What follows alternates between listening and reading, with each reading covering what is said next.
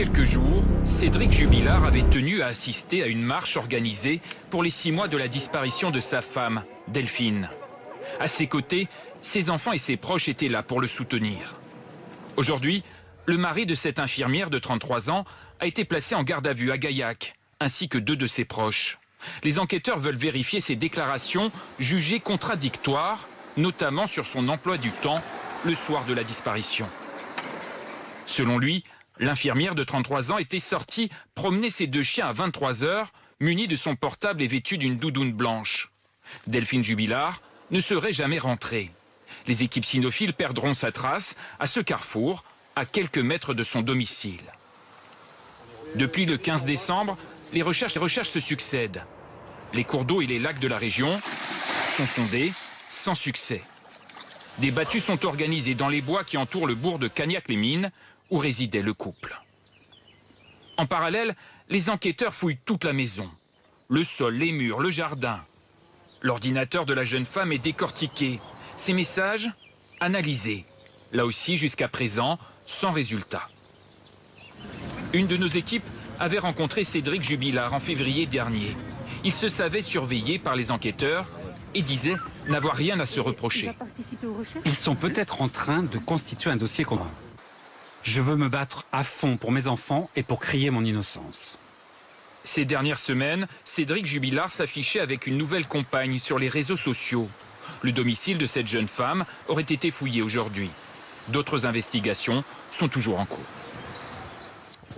Retour en direct sur le plateau de la quotidienne de Crimes et Faits divers. On est en direct au téléphone avec maître Laurent Nakache-Arfi, qui est l'avocat de la famille de Delphine. Bonjour maître, merci d'être en direct avec nous. On a appris il y a quelques instants que les gardes à vue étaient prolongés pour Cédric Jubilard et plusieurs membres de sa famille jusqu'à demain. Est-ce que selon vous, cela signifie qu'il y a des éléments sérieux contre Cédric Jubilard? Comment vous l'interprétez ?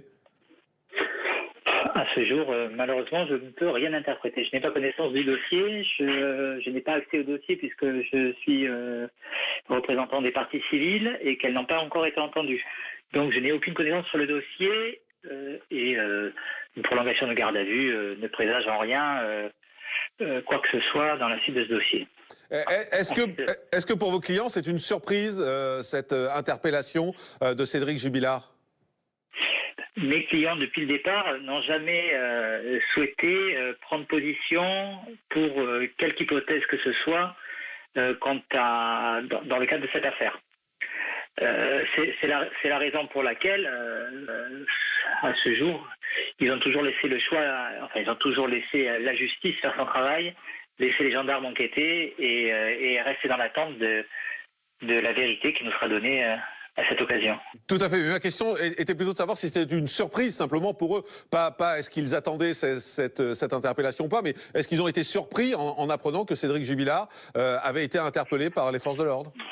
Oui, pour le moins, puisqu'ils n'étaient pas du tout préparés à cette interpellation, puisque, comme vous le savez, le point d'intérêt de cette famille, de la famille Bill, c'est le bon développement des enfants et s'occuper des enfants et représenter Delphine auprès des enfants. Donc effectivement, ils ont été alertés, le jour même de cette garde à vue, dans le cadre de cette prise en charge notamment.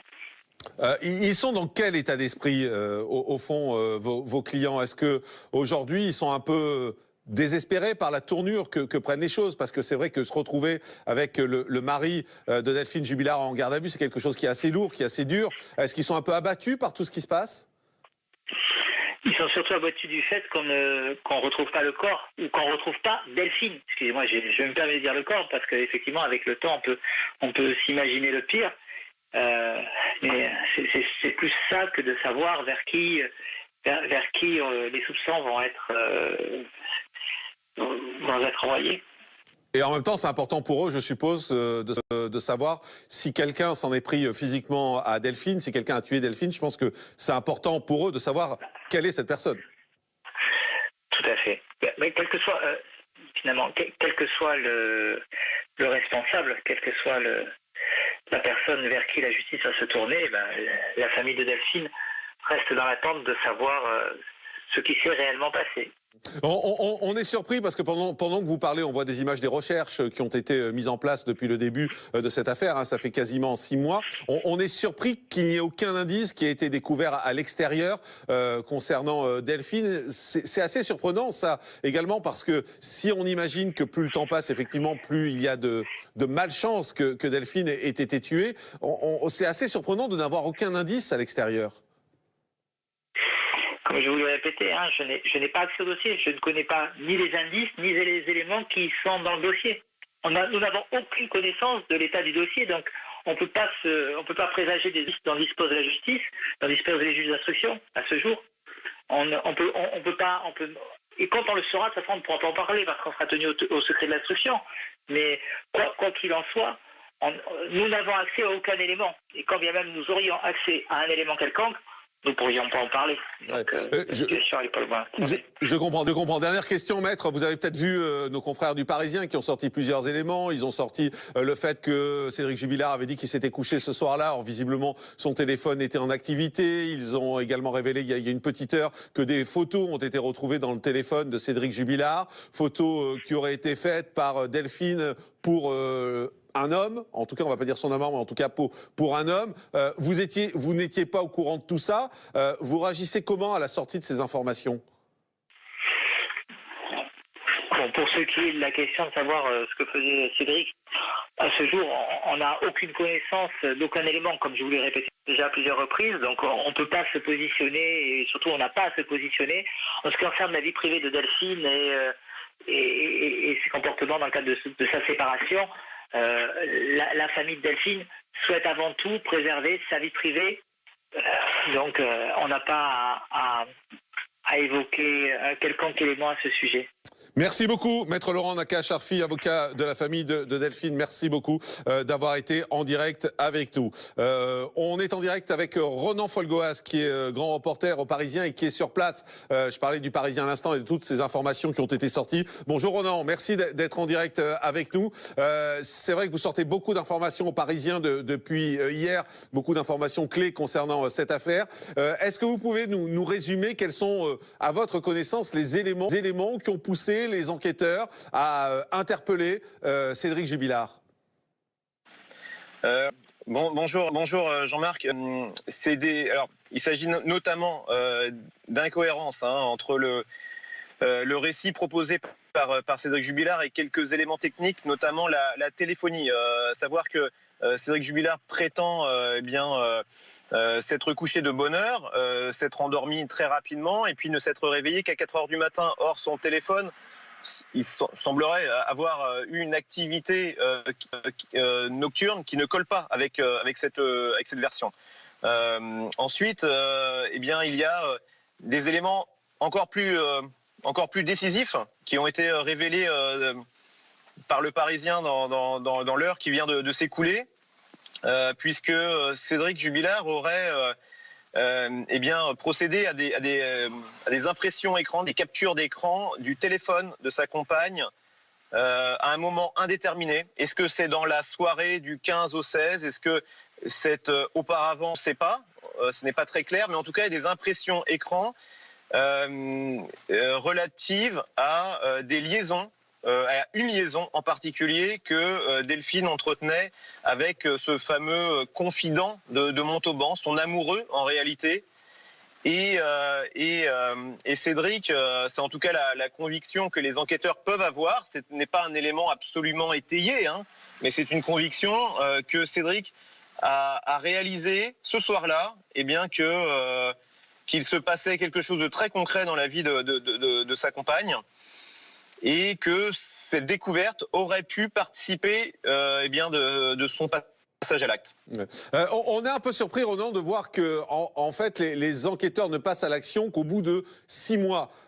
C'est vrai qu'à un moment donné, il y a eu énormément de soupçons qui se sont portés sur Cédric. Beaucoup ont fait d'ailleurs la comparaison avec l'affaire Jonathan Daval, qui avait énormément énervé son avocat. On s'en souvient parce qu'on l'avait eu en direct dans cette émission. Comment ça se fait qu'il a fallu autant de temps, au fond, pour que ces éléments ressortent et qu'ils jettent un discrédit sur l'alibi porté par Cédric Jubilard? Alors d'après ce que l'on comprend, d'après l'enquête qu'on a pu réaliser au Parisien, c'est ces derniers jours, ces dernières heures même, eh bien, c'est que ces éléments sont apparus très tôt, au contraire, dans l'enquête, très tôt. Simplement, ils n'étaient pas absolument décisifs.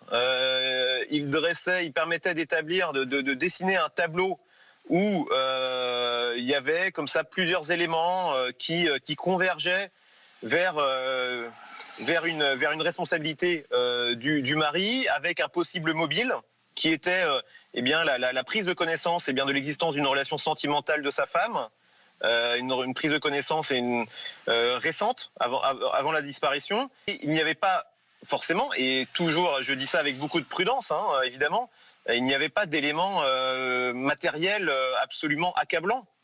C'était une somme de petits détails qui devaient s'accompagner d'une étude psychologique très fine de Cédric Jubilard et de son environnement. Et c'est pour ça que le temps est passé, c'est pour ça qu'ils ont attendu 6 mois avant de procéder aux interpellations. Dernière question, Ronan, et puis comme je sais que vous êtes sur place et vous êtes en train d'enquêter, donc on va vous libérer, et merci d'être en direct avec nous. Je voulais savoir, est-ce qu'on a une idée du lien que peuvent avoir la mère et le beau-père de Cédric Jubilard dans cette affaire, parce qu'ils sont également placés en garde à vue. Est-ce qu'on a une idée de ce que peut être le lien supposé, en tout cas, dans cette affaire? Non, au risque de vous décevoir, nous ne le savons pas exactement.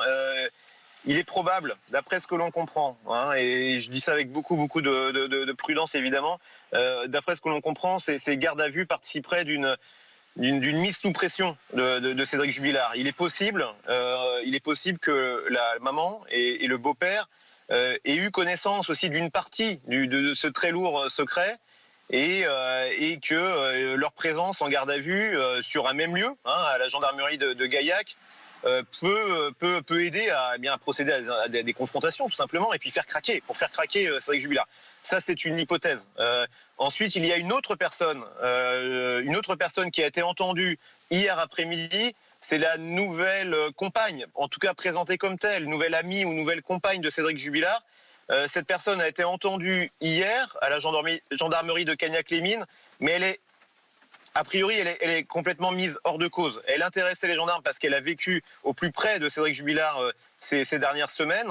Mais voilà, elle n'est pas absolument pas mise en cause à ce stade. Merci beaucoup, Ronan Folgoas. Je rappelle que c'est votre journal qui sort toutes les infos depuis hier concernant ce dossier. Donc bravo pour le travail que vous effectuez sur place. Merci, Ronan, d'avoir été en direct avec nous. Le docteur Patrick Courdet nous a rejoint. Bonjour, docteur. Merci également d'être là. Vous êtes psychiatre, criminologue. On va parler de cette affaire. On fera un nouveau point dans un instant. Mais je voudrais qu'on revienne sur les faits eux-mêmes parce que c'est important. Souvenez-vous, tout a commencé le 16 décembre 2020 à Cagnac-les-Mines dans le Tarn. Ce matin-là, Cédric Jubilard alerte la gendarmerie. Il explique avoir été réveillé vers 4 heures du matin par l'un de ses enfants. Il aurait alors constaté l'absence de son épouse. La nuit précédente, la jeune femme qui a l'habitude de veiller tard à cause de ses horaires décalés à la clinique d'Albi aurait en fait quitté son domicile à pied après 23 heures avec ses 2 chiens. Et il serait rentré sans elle. Ce même matin, son téléphone portable a borné pour la dernière fois à 2 km de son domicile. Delphine est partie sans ses effets personnels, quelques jours seulement avant les fêtes de Noël. Une attitude qui ne ressemble pas à cette mère de famille dévouée à ses enfants. Une enquête pour disparition inquiétante est alors ouverte et d'importants moyens sont déployés pour la retrouver. Au sein de cette commune tarnaise, des habitants se mobilisent pour venir en aide aux forces de l'ordre et bientôt l'affaire va prendre une ampleur nationale. Nous sommes à Cagnac-les-Mines, une ancienne cité du nord d'Albi, dans le Tarn. C'est ici que vit Delphine Jubilard, une infirmière de 33 ans, avec son mari Cédric, peintre et plaquiste. Les 2 tourtereaux se sont rencontrés quand ils étaient à peine majeurs. Delphine est décrite par ses proches comme quelqu'un de réservé, discret et très romantique. Son mari, lui, est tout le contraire, mais il semble impliqué dans la vie familiale et très amoureux. Après son mariage, le couple donne naissance à 2 enfants, aujourd'hui de 6 ans et 18 mois. Moi, j'ai toujours vu Delphine avec ses enfants. Quand elle passait tout le temps un bonjour, comment j'allais. On parlait des enfants, pas du travail même, parce qu'elle avait un travail où il fallait qu'elle soit discrète. Mais tout bascule en mars dernier, lors du premier confinement. En proie à des problèmes financiers, le couple bat de l'aile. Toute la famille ne vit en effet que sur un seul salaire, celui de Delphine. Et pour essayer de joindre les deux bouts, la jeune maman est contrainte de faire des nuits supplémentaires à la clinique. La situation au sein du foyer est critique. Des tensions éclatent et Delphine fait part à Cédric de son envie de divorcer. C'est dans ce contexte tendu que la vie de la famille Jubillard va basculer du tout au tout. Le 16 décembre 2020, vers 4 heures du matin, Cédric alerte la gendarmerie. Delphine n'est plus dans la maison familiale. Il indique qu'à 23 heures, elle est sortie promener les chiens, une doudoune blanche sur le dos et son portable à la main. Mais au petit matin, les chiens seraient revenus sans elle.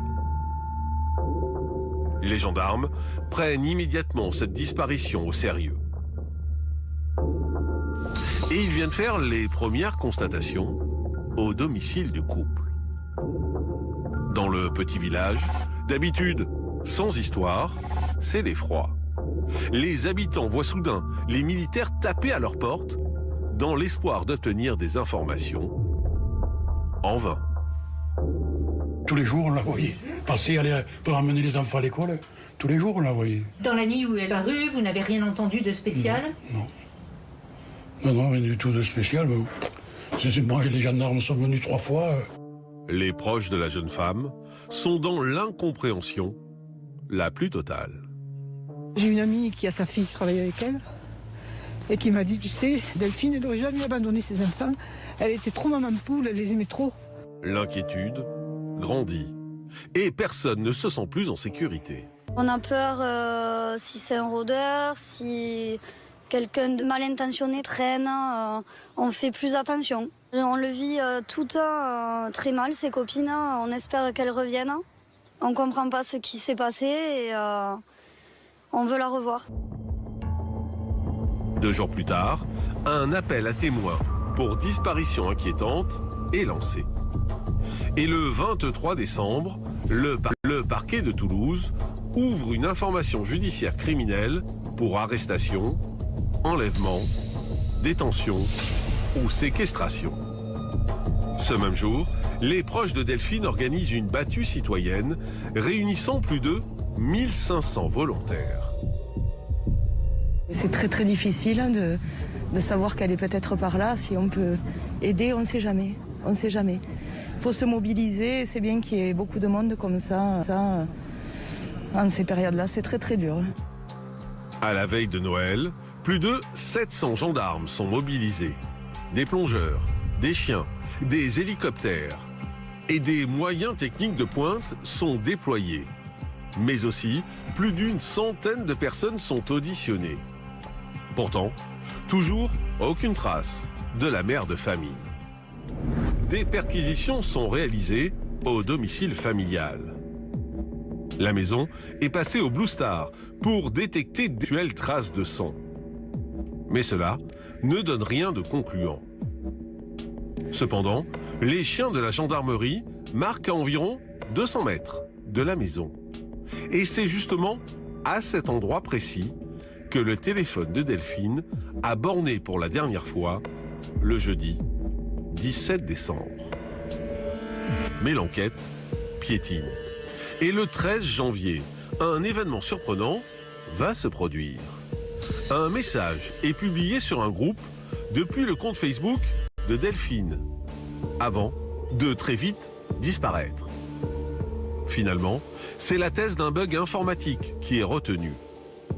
Mais le 9 février, le scénario se répète. La jeune femme reste donc introuvable. En tout, 3 perquisitions ont déjà été effectuées à son domicile, la dernière avec l'aide d'importants moyens scientifiques. Un géoradar est même utilisé pour sonder les murs et les sols et voir si un corps n'aurait pas été dissimulé. Des objets sont saisis et ils sont placés sous scellé. Mais une nouvelle fois, cela ne donne rien. Alors que l'affaire a pris une dimension nationale, tout le monde cherche à comprendre ce qui s'est passé.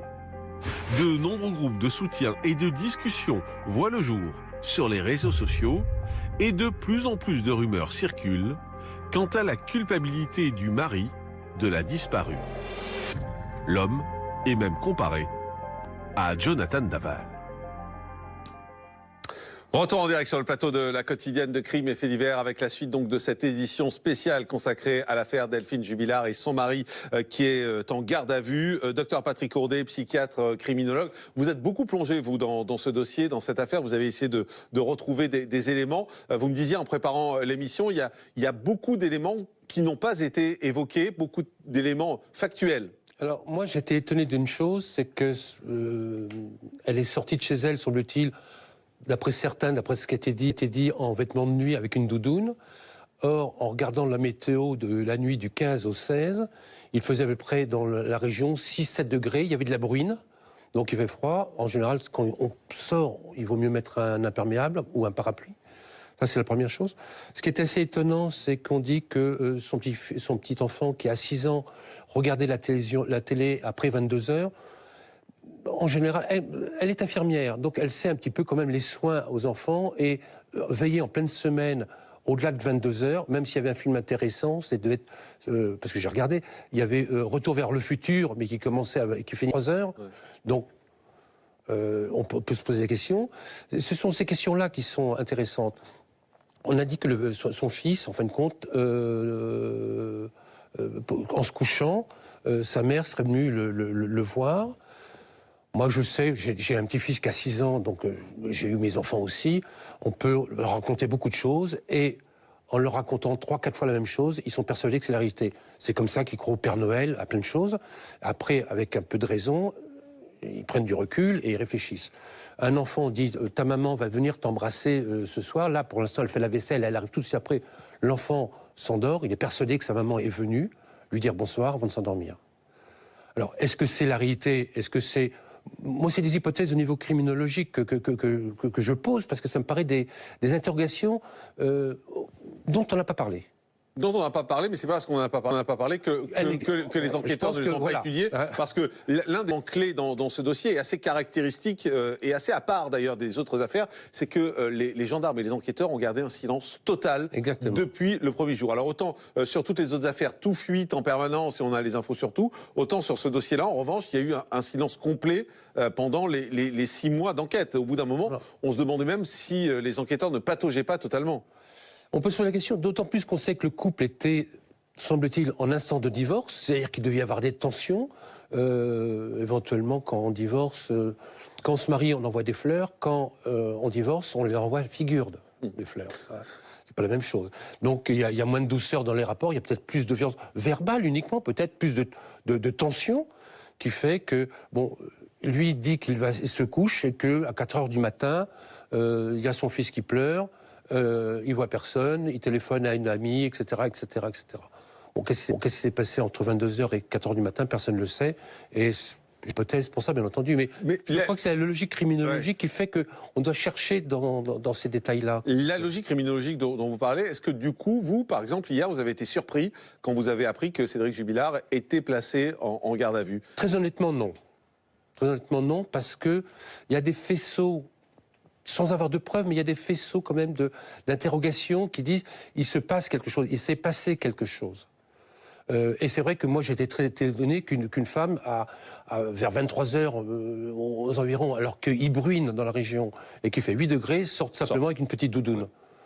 Ça paraît étonnant. C'est des détails qui ont peut-être été entendus, qui ont peut-être été retenus, mais que je n'ai jamais vu nulle part. Il a fallu que je regarde le bulletin de météo du 15 au 16 dans le Tarn pour savoir quel temps il faisait. Alors, Charlotte Durand, quels sont exactement, à l'heure qu'il est, les éléments qui ont poussé les gendarmes à placer Cédric Jubilard en garde à vue? Essayons d'être concrets et de synthétiser tout ça. Oui, alors après 6 mois d'enquête, les enquêteurs ont mis en exergue plusieurs incohérences dans le récit de Cédric. Tout d'abord, alors qu'il affirme être parti se coucher aux alentours de 22h, le soir de la disparition de sa femme, et avoir ensuite été réveillé uniquement à 4h du matin par les pleurs de sa fille, moment où il aurait constaté la disparition de Delphine. Les analyses téléphoniques révèlent a priori le contraire. Le téléphone de Cédric aurait en fait été actif une bonne partie de la nuit. Alors, Maître Philippe-Henri Honegger, avocat pénaliste, l'activité du téléphone, est-ce que c'est un signe cohérent qu'il a menti? Ça dépend vraiment de ce qu'on va trouver de cette activité du téléphone. En fait, les enquêteurs, ils travaillent sur ce qu'on appelle les factures détaillées, les FADET, sur lesquelles apparaissent les appels entrants, les appels sortants, les SMS entrants, les SMS sortants, et les data, c'est-à-dire les données Internet d'utilisation du téléphone entrant et sortant.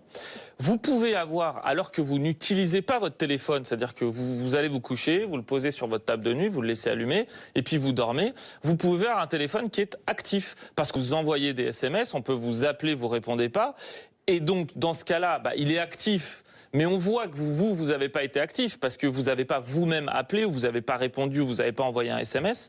Mais concernant les datas, on peut avoir des datas entrantes et des datas sortantes, alors même qu'on n'utilise pas le téléphone. Si vous avez une application, par exemple, d'actualité, vous allez avoir des actualités qui vont rentrer très régulièrement sur votre téléphone avec des systèmes de push. Et l'appli elle-même, elle va faire des appels vers le site mère de ce site d'actualité pour récupérer des infos. Donc on peut avoir l'impression que votre téléphone, il fonctionne. Il y a des trucs qui sortent, il y a des trucs qui rentrent, alors qu'en réalité, vous ne l'avez pas touché. C'est pour ça qu'il faut toujours faire très attention avec la téléphonie.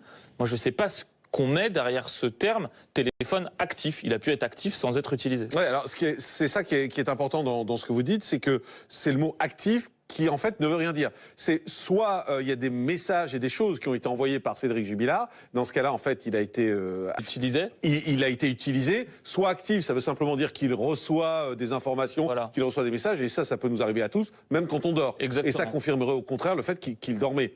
La plupart d'entre nous, si vous avez un smartphone, en réalité, votre téléphone, il est actif en permanence quand vous l'utilisez pas. Même quand vous dormez. Exactement. Alors, il y a également une photo qui a été envoyée par Delphine à son amant qui aurait permis de faire avancer l'enquête, Charlotte. Oui, c'est peu avant 23h ce soir-là. Delphine a envoyé une photo à celui dont elle avait fait la connaissance sur Internet à l'été 2020 et qu'elle fréquentait depuis plusieurs mois.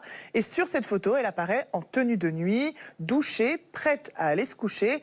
Or, d'après Cédric, elle serait donc sortie à cette heure-ci promener les chiens avec sa fameuse doudoune blanche. Alors ça, docteur Patrick Ourdet, ça correspond un peu à ce que vous disiez quand vous nous parliez du temps, quand vous nous parliez de la météo. Là, on est le soir, c'est aux alentours de 22h30, 23h a priori qu'elle fait cette photo. Elle n'est pas du tout dans la tenue de quelqu'un qui va sortir, en particulier puisque, comme vous nous l'indiquez, il fait froid et il pleut. Enfin, il bruine, plus exactement. A priori... on ne connaît pas ça à Marseille, c'est pour ça. A priori, lorsqu'on veut sortir avec des animaux, on se couvre, on met des chaussures de pluie, on met un imperméable ou un chapeau ou un parapluie, enfin on prend quelque chose et on ne met pas simplement sur des vêtements de nuit une doudoune, ou alors elle se serait complètement changée, mais on aurait trouvé ces vêtements de nuit sur place. Ce qui n'a pas été le cas. N'a pas été le cas, semble-t-il. Et les gendarmes sont également persuadés qu'une dispute a éclaté au sein du couple ce soir-là, Charlotte. Et en fait, d'après eux, Cédric serait tombé cette nuit-là sur les échanges Snapchat entre Delphine et son nouveau compagnon. Il aurait notamment pu intercepter la fameuse photo de l'infirmière en petite tenue, et des captures d'écran de ces échanges auraient été retrouvées sur le téléphone de Cédric. Delphine avait prévu de partir très rapidement du domicile familial et éventuellement de s'installer avec son nouveau compagnon dans une ferme près d'Albi. Il était donc question de revenir à la maison de Cagnac-les-Mines, et Cédric aurait alors réalisé qu'il allait perdre tout ce qu'il avait mis des années à construire, ce qui aurait pu déclencher son passage à l'acte meurtrier. Maître Philippe-Henri Honegger, quand vous entendez tous ces éléments, vous vous dites quoi? C'est une construction de l'esprit qui va dans un sens, c'est, on va dire les choses, c'est des fuites qui sont organisées pour mettre la pression, parce qu'on sait ce qui se passe, pour mettre la pression sur Cédric, ou vous vous dites effectivement ça commence à être lourd à porter pour lui? Moi, je suis très souvent avocat de la défense, donc je sais aussi que très souvent, on vous présente des éléments, et c'est normal, c'est l'enquête qui fait ça, on essaye de savoir qui est le coupable, ils ont une piste, ça serait lui, et ils essayent d'accumuler des éléments. Donc ils les présentent, et forcément la manière dont ils les présentent, ça donne envie d'aller dans leur sens. Mais je sais aussi par l'expérience, et je ne parle pas de cette affaire en particulier, en général, que très souvent, on va me présenter des éléments qui ont l'air accablants, et puis quand je rentre dans le dossier, c'est un petit peu différent de ce qu'on m'a vendu ou de ce qu'on a vendu initialement. C'est ce que je vous disais tout à l'heure sur le fait que le téléphone il est actif ou pas. Il y a très souvent des explications à donner. C'est un peu la même chose sur les photos que vous dites là. Peut-être qu'il a des photos dans son téléphone, mais il faut les horodater, ces photos. Si c'est des photos qui datent d'il y a 1 semaine, 2 semaines, 3 semaines, ça a beaucoup moins de poids que si c'est des photos qui datent du jour même. Et puis, il faut voir ce qu'il y a dans ces photos, il faut voir comment elles ont été échangées. Donc, c'est toujours la même chose. Les enquêteurs, ils font leur travail, et tant mieux. Ils récoltent des éléments et ensuite, ils les opposent à la personne concernée. La personne répond, et c'est surtout la confrontation entre ces éléments et les réponses qui vont permettre de se forger un avis. Ça se trouve, il va répondre très tranquillement, il va donner des explications à tout, et puis à la fin, il restera pas grand-chose. Ou alors, il va raconter n'importe quoi, et ça sera moins dans ce sens. Tout à l'heure, on était en direct avec Ronan Folgoas, qui est grand reporter au Parisien, et on le disait, depuis 24 heures, il y a beaucoup d'informations qui sortent, il y a beaucoup d'éléments. Ça sert à qui ? Les informations, il n'y a qu'une seule catégorie de personnes qui les a. Donc, il n'y a que cette catégorie de personnes qui peut... Et c'est qui cette catégorie de personnes ? Qui est-ce qui a fait l'enquête et qui est-ce qui a les informations ? Donc, c'est les policiers ? À part s'il y a... Ou les gendarmes ? À part s'il y a je sais pas, des micros qui sont posés dans les services de police. Ça peut être l'avocat, mais ce ne serait pas des... Mais l'avocat... Ce ne serait pas à charge. Et puis, il n'a pas les informations, l'avocat. Pendant la garde à vue, on pose des questions, mais lui, en plus, il n'a pas le droit de les donner. Donc... Oui, je ne sais pas d'où ça vient. Non, bien sûr, mais l'utilité, c'est quoi de faire sortir ça maintenant ? Alors que depuis 6 mois, c'est un blackout total. Depuis 6 mois, on ne sait rien. Là, tout à coup, en 24 heures, on a l'impression qu'il y a une avalanche de nouveaux éléments qui surgit. Oui, alors, tant mieux si les enquêteurs, ils ont gardé le secret pendant toute l'enquête, parce que c'est ce qui est imposé par la loi, donc c'est une très bonne chose. Moi, je ne sais pas d'où viennent ces informations-là, mais c'est vrai que quand tout d'un coup, les informations, elles sortent, moi, j'imagine que c'est... Peut-être, parce que ça peut servir auprès de l'opinion publique, ça peut servir à mettre une certaine pression sur une garde à vue qui est en cours, ça peut servir plus généralement au niveau de la justice. Regardez, on a plein d'éléments, donc quand ça va arriver devant un juge, il sera déjà un petit peu préparé à l'idée que... Hypothèse, j'en sais rien.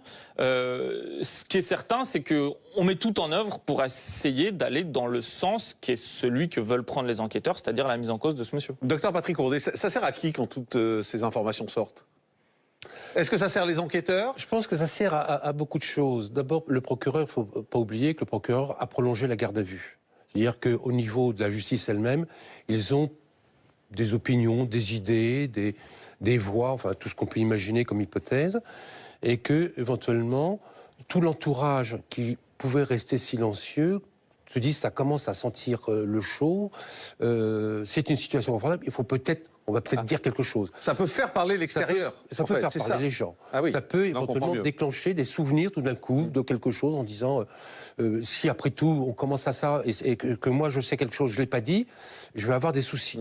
Donc c'est-à-dire à un moment ça peut aussi permettre de lâcher, on va dire, un peu de lest et permettre à ce moment-là peut-être aux enquêteurs de trouver peut-être de nouvelles pistes, de nouvelles hypothèses, de nouveaux indices qui restait pour l'instant un petit peu latent. Alors on précise, bien évidemment, on le rappelle, on l'a beaucoup fait, mais c'est important de le rappeler à chaque fois que pour l'instant, Cédric Jubilard, ainsi que sa famille qui est en garde à vue est présumée innocente, mais si l'implication du mari de Delphine se confirme, Charlotte, plusieurs questions restent quand même en suspens. Oui, les enquêteurs se demandent comment il aurait pu tuer sa femme sans réveiller les enfants qui dormaient à proximité et sans laisser aucune trace. Et surtout, comment il aurait pu se débarrasser de son corps en toute discrétion. C'est donc pourquoi ils étudient aujourd'hui la possibilité que Cédric ait bénéficié de la complicité de membres de sa famille ou de son entourage. Alors, dans ce type de disparition, c'est toujours l'entourage proche qui est suspecté en premier, et notamment le mari, d'autant plus qu'en l'occurrence, le couple de Delphine et Cédric battait de l'aile. Alors, après 14 ans de relation, la jeune femme avait en effet fait part à son mari de son souhait de divorcer. Elle ne tentait plus de vivre dans une maison en perpétuels travaux et de subvenir seule aux besoins de la famille. Et en se penchant sur la vie privée de Delphine Jubilard, les enquêteurs vont également découvrir qu'elle entretenait des relations extra-conjugales. En février, cela fait maintenant 2 mois qu'il n'y a toujours aucune trace de Delphine Jubilard. Et pour les proches de la jeune femme, quelque chose de grave s'est forcément produit. Elle était dans l'effervescence de la préparation des fêtes de Noël avec les discussions autour des cadeaux, ce qu'on va faire aux enfants, etc. Ça paraît vraiment impossible qu'elle ait pris la décision de tout quitter. De plus, la semaine de sa disparition, Delphine était censée retrouver un groupe de copines. Elles devaient prendre un café ensemble pour parler des préparatifs de leur soirée du Nouvel An. La jeune femme avait même confirmé sa présence avec enthousiasme. Alors, les enquêteurs décident de se pencher davantage sur la vie du couple, qui a priori battait de l'aile depuis quelque temps. Après 7 ans de mariage, le divorce était même imminent. La mère de famille était à bout depuis le premier confinement. Après les fêtes, elle prévoyait même d'aller vivre chez une collègue de travail en attendant de trouver autre chose. En fait, Delphine ne supportait plus de vivre dans une maison encore en travaux depuis des années. Une maison que ses voisins avaient même surnommée Beyrouth. Mais surtout, elle n'était plus épanouie aux côtés de son mari. Et Cédric se serait d'ailleurs aperçu que la mère de ses enfants adoptait un comportement étrange depuis plusieurs mois. En novembre, alors qu'il souhaitait lui organiser un anniversaire surprise pour ses 33 ans, elle aurait été mise au courant et aurait décidé d'annuler la fête. Delphine s'était aussi mise au sport et elle avait perdu beaucoup de poids. Son mari la soupçonnait même d'entretenir une relation extra-conjugale. D'après certains de leurs proches, l'homme vivait très mal cette situation, au point de proférer des menaces de mort. Avant la disparition, vu les tensions et tout, plusieurs fois on l'a entendu dire lui à sa mère, oui je vais la tuer, je vais l'enterrer, personne ne va la retrouver. Elle veut me quitter, elle veut demander le divorce. Donc déjà il savait qu'il allait tout perdre, il savait qu'il allait devoir recommencer de tout le début. Pour lui, Delphine, c'était elle le pilier, c'était elle qui faisait tout. Il avait tout grâce à elle, donc du jour au lendemain, se voir perdre tout, ça peut rendre fou un homme. Après sa disparition, il aurait également découvert que Delphine avait loué des voitures et des appartements à Albi et Toulouse. Mais si Cédric pourrait être, comme beaucoup le pensent, le principal suspect, il ne change toujours pas sa version des faits. Et à ce jour, rien ne permet de l'incriminer. Les enquêteurs décident également de creuser la piste de l'amant. Et effectivement, la future divorcée entretenait une liaison avec un homme marié. Et ils s'apprêtaient même à refaire leur vie ensemble. Si l'identité de cet amant est restée secrète, il aurait été présenté comme le confident de Delphine Jubilard au tout début de l'enquête. L'homme est entendu, mais son alibi semble solide et il est très vite écarté de l'affaire. Pour les proches de la jeune femme, c'est un nouveau coup de massue. Ils ont l'impression que l'enquête piétine et que le voile sur cette mystérieuse disparition ne sera jamais levé. 3 cousins et 3 amis de Delphine se sont même portés partie civile pour avoir accès au dossier et espérer connaître la vérité. L'hypothèse d'une disparition volontaire, que ce soit un départ ou qu'elle ait mis fin à ses jours, est du domaine de l'invraisemblable. Voilà, je crois que honnêtement aujourd'hui personne ne croit qu'il s'agit d'un départ volontaire. Retour en direct pour la suite de cette édition spéciale donc consacrée à Delphine Jubilard et avec son mari qui est donc toujours en garde à vue. On l'a appris juste avant le début de cette émission, la garde à vue qui est donc prolongée jusqu'à demain. Donc les vues vont se poursuivre. Un mot, maître Philippe-Henri Honegger quand même, parce qu'on a appris, et on le disait également, que la mère de Cédric Jubilard et que le beau-père de Cédric Jubilard ont également été placés en garde à vue. Est-ce que cela est un signe qui tendrait à prouver que c'est un complot familial ou pas forcément? Dans le cas d'un meurtre, il n'y a pas 1000 raisons pour lesquelles les proches de celui qui est le suspect principal peuvent être placés en garde à vue. Soit on estime qu'ils sont complices ou co-auteurs, c'est-à-dire qu'ils ont aidé d'une manière ou d'une autre à ce que ça arrive. J'ai pas cru entendre que cette hypothèse avait été évoquée jusque-là, mais tout est possible. L'autre hypothèse, plus courante, parfois utilisée un petit peu de manière abusive, c'est, vous savez, l'infraction de dissimulation ou de falsification de scène de crime, ou alors d'avoir participé à cacher des éléments de preuve. C'est une infraction qui est punie de 3 ans d'emprisonnement. On peut toujours imaginer, le suspect principal aurait commis les faits, les proches auraient été au courant par la suite et l'auraient aidé à cacher certains éléments, à dissimuler certaines preuves. Et donc, ils sont mis en cause par rapport à ça. La réalité, c'est que très souvent, dans ce genre de procédure, on utilise un peu abusivement cette infraction alors qu'on sait qu'il n'y a pas d'éléments, pour simplement faire parler des gens qui sont des témoins. Parce qu'un témoin, normalement, on le convoque, on l'interroge, il peut partir quand il veut, il est tranquille, il fait ce qu'il a à faire. Quand on met une personne en garde à vue, ça lui met forcément un tout petit peu plus la pression. Si en plus on lui dit bah, vous êtes poursuivi pour complicité du meurtre, alors dites-nous la vérité, autrement vous allez partir en prison, ça donne un tout petit peu plus envie de dire ce qu'on sait éventuellement. Et puis c'est aussi une stratégie parfois, je dis pas que c'est le cas là, pour faire parler le suspect principal. Ah oui, en disant il y a votre mère qui est placée en garde à vue. Si tu parles pas, tu vas voir, nous on va la mettre aussi en prison. Dans ces cas-là, forcément, ça donne aussi envie de parler. C'est l'une des hypothèses qui est évoquée par Ronan Folgo à tout à l'heure du Parisien, qui disait que ça peut être une façon aussi de faire pression Cédric Jubilard pour le pousser à parler s'il sait des choses. Ça arrive parfois. Et mon sentiment, quand moi je vais sur des gardes à vue où ça se passe comme ça, c'est que plus les policiers ont envie de mettre la pression, c'est souvent le moins ils ont d'éléments. Parce que si j'ai un dossier extrêmement étayé dans lequel je sais que c'est mort d'avance, je le fais venir et les policiers le disent, tu peux répondre ce que tu veux, de toute façon le dossier il est plié.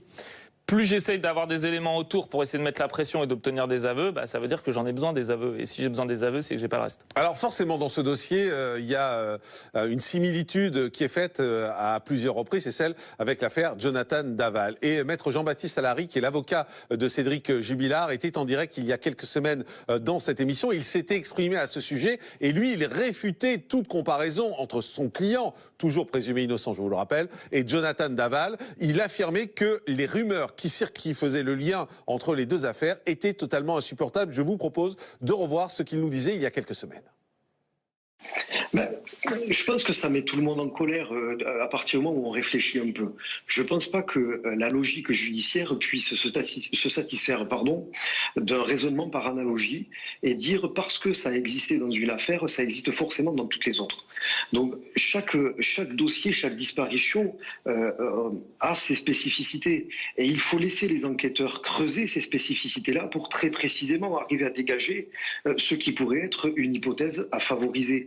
Les analogies ne peuvent pas avoir lieu en matière judiciaire. On ne peut pas fonctionner comme ça. Un mot également, parce qu'il y a eu ce fameux témoignage qui a beaucoup fait parler, ce témoignage d'un membre de la famille de Cédric qui a préféré rester anonyme, qui s'est confié sur Cédric, justement, en affirmant qu'il avait déjà menacé de la tuer. C'est vrai que c'est assez choquant, c'est assez troublant. Votre avis, c'est quoi? C'est que c'est du grand n'importe quoi ou qu'il y a du vrai là-dedans? Alors, mon avis, il est très simple. Ce qui est anonyme doit rester anonyme. Et j'ai beaucoup de mal à imaginer qu'une personne qui détiendrait des informations aussi précises et aussi importantes que des menaces de mort prétendument proférées n'ait pas partagé cette information-là avec les forces de l'ordre, premier point. Donc si cette information a été partagée aux forces de l'ordre et aux services enquêteurs, ils en ont forcément fait quelque chose, parce que c'est un élément qui est fondamental, évidemment. Manifestement, aujourd'hui, il n'y a pas eu de placement en garde à vue, il n'y a pas eu de mise en cause au niveau des magistrats instructeurs, de sorte que je m'interroge un petit peu sur la portée qui a été accordée par l'institution à ce témoignage-là. Ensuite, ce témoin-là prétend que ces menaces auraient été proférées en présence de Cédric Jubilard, et me semble-t-il qu'elle a fortement démenti, et très clairement démenti avoir pu être témoin de telles menaces. Voilà donc pour maître Jean-Baptiste Allary, l'avocat de Cédric Jubilard, cette interview qui avait été réalisée il y a quelques semaines, à l'époque où Cédric Jubilard n'était pas encore en garde à vue. C'est pour ça que vous l'entendez dire ça dans cette phrase. Mais aujourd'hui, les choses ont changé, vous l'avez compris, avec cette mise en garde à vue. Moi, j'ai une question à vous poser, docteur Stéphane Clerget, parce que c'est vrai qu'on sent la passion des Français autour de ces affaires. Alors certains diront peut-être passion malsaine, mais de toute façon, les faits divers de tout temps, ça a passionné les gens. Pourquoi est-ce qu'on est autant passionné par cette affaire que par l'affaire Jonathan Daval? Qu'est-ce qui fait qu'on a tous un intérêt pour savoir ce qui s'est vraiment passé? Il y a trois raisons. La première, c'est justement cette comparaison avec l'affaire Jonathan Daval, qui a quand même justement passionné les foules, et donc on a l'impression qu'on revit un peu cette histoire-là. La deuxième, c'est qu'on suspecte un féminicide. Or, c'est dans l'actualité politique aussi, puisqu'on mesure par rapport à cette actualité dramatique, mais surtout, c'est parce que les protagonistes sont des Français moyens. on prendrait un échantillon pour représenter la population française, ce pourrait être eux. Ils ont un âge moyen, des revenus qui correspondent à la moyenne des Français, un enfant, enfin, c'est vraiment les Français moyens. Donc évidemment, on peut facilement s'identifier. Et puis c'est une histoire simple, donc ça peut tout à fait nous arriver. C'est pas du tout abracadabrantesque, enfin bon, spectaculaire. Abracadabrantesque. Voilà, merci. Et d'ailleurs, les meilleurs thrillers américains qu'on savoure sur Netflix, c'est souvent des histoires simples au début, mais on se dit il y a peut-être quelque chose d'un peu plus mystérieux. Et on découvre là les choses progressivement avec est-ce qu'elle est adultérine, enfin, est-ce que finalement le mari est assassin. Et du coup, on avance en même temps que les enquêteurs sur des choses qui auraient pu nous arriver ou à notre voisin. Et donc, on est évidemment très, très concernés. Docteur Patrick Ourdet, vous êtes d'accord avec ça? C'est l'identification finalement qui fait qu'on s'identifie à certaines affaires, parce que des affaires, hélas, il y en a beaucoup, mais il y en a certaines comme ça qui sortent du lot, et dans celle-là, c'est l'identification qui fait qu'on est passionné. Il y a un titre de film qui me revient immédiatement en tête, c'est le film « C'est arrivé au bout de votre rue ou de la rue », ou un truc comme ça. C'est-à-dire que c'est des choses qui peuvent arriver tout près de chez soi, qui sont, ce que tu disais, des choses banales, mais c'est tellement, on va dire, banal que ça peut nous arriver. Ou ça peut arriver à nos proches, donc on s'intéresse. Et puis l'effet médiatique aussi, tout le suspense, est-il l'assassin, n'est-il pas l'assassin, etc., etc. C'est une série. C'est un thriller qu'on vit en direct, en fait. Exactement, on vit une américaine ou française, la française pour l'occasion. Bon, américaine parce qu'elle est bien. Oh, il y en a quand même des biens. Netflix, voilà, je parle d'une chaîne, mais c'est tout à fait un scénario d'une série. Exactement. Merci, docteur Patrick Ourdet, psychiatre criminologue. Merci d'être venu en direct. Voilà donc ce qu'on pouvait vous dire sur cette affaire Delphine Jubilard. Je vous rappelle que la prolongation de la garde à vue de Cédric Jubilard a été prolongée, mais qu'il reste présumé innocent pour l'instant dans ce dossier. On attend des événements qui devraient intervenir demain, a priori, maître. Vous me confirmez, puisque la garde à vue devrait, les 48 heures, ça va se terminer demain vers midi, je pense. Donc on devrait savoir à ce moment-là s'il est déféré devant un juge. 48 heures maximum. À l'issue, il est décidé soit de dire on n'a pas d'éléments, donc il est remis en liberté, soit il sera déféré devant le juge d'instruction qui pourra décider ou non de le mettre en examen, et ensuite par un juge des libertés qui décidera ou non de le placer en détention provisoire. Voilà, on verra ça en direct, bien évidemment, demain dans cette émission. Dans